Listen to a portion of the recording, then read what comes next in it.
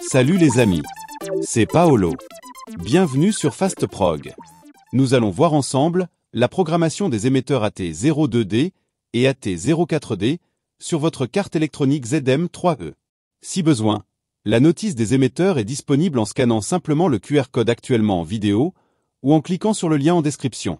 Pour commencer, assurez-vous du bon fonctionnement de votre émetteur en vérifiant que la LED de celui-ci clignote lorsque vous appuyez sur un bouton. Si ce n'est pas le cas, contrôlez que la pile soit bien en place et en bon état.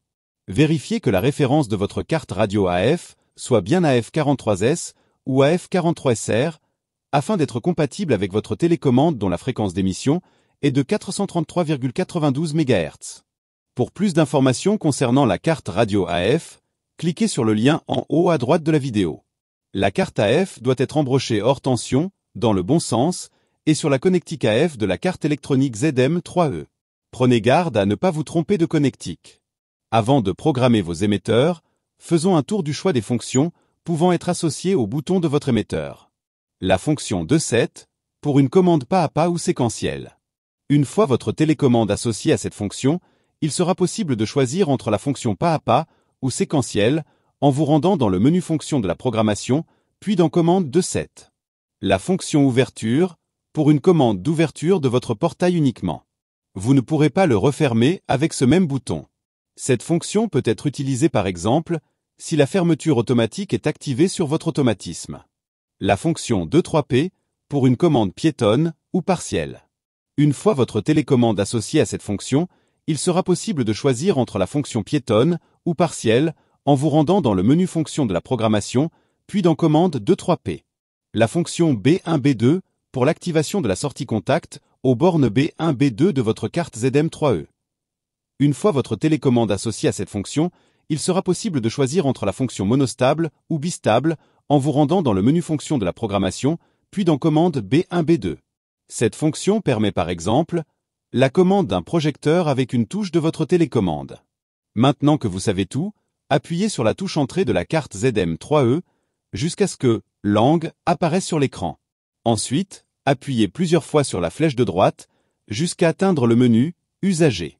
Appuyez « Entrée »,« Nouvel usager » apparaît. Appuyez de nouveau sur « Entrée ». Confirmer « Non » apparaît. Appuyez flèche de droite pour passer à « Confirmer oui ». Puis, appuyez « Entrée ». Fonction associée apparaît. Choisissez la fonction souhaitée à l'aide des flèches et appuyez « Entrée » pour valider. Attente code apparaît sur l'écran, signalant que vous pouvez maintenant appuyer sur le bouton de votre télécommande auquel vous désirez associer la fonction sélectionnée. Si la carte reconnaît votre émetteur, le numéro de l'usager s'affichera instantanément à l'écran. Pour la programmation d'autres émetteurs, veuillez recommencer la procédure depuis le menu « Nouvel usager ». À la fin de la procédure, appuyez plusieurs fois sur la touche ESC pour sortir du mode programmation et revenir au menu d'accueil www.came.it. Vous pouvez maintenant essayer vos émetteurs. Si vous avez effectué une mauvaise manipulation et que vos boutons ne correspondent pas à la commande désirée, le plus simple est de supprimer les émetteurs de la mémoire et de les reprogrammer. Pour cela, appuyez sur la touche « Entrée » jusqu'à ce que « Langue » apparaisse sur l'écran. Ensuite, appuyez plusieurs fois sur la flèche de droite jusqu'à atteindre le menu « Usager ». Appuyez « Entrée », puis flèche de droite jusqu'à « Annuler tout ». Appuyez « Entrée ». Confirmer non apparaît. Appuyez flèche de droite pour confirmer oui. Puis, Entrée pour valider. Il ne vous reste plus qu'à retourner dans la fonction « Nouvel usager » afin de programmer vos émetteurs. Et n'oubliez pas de sortir du menu de programmation avant d'essayer vos émetteurs. Et si à la fin tout va bien, alors parfait. Si cette vidéo vous a permis d'être plus rapide et efficace, continuons à travailler ensemble.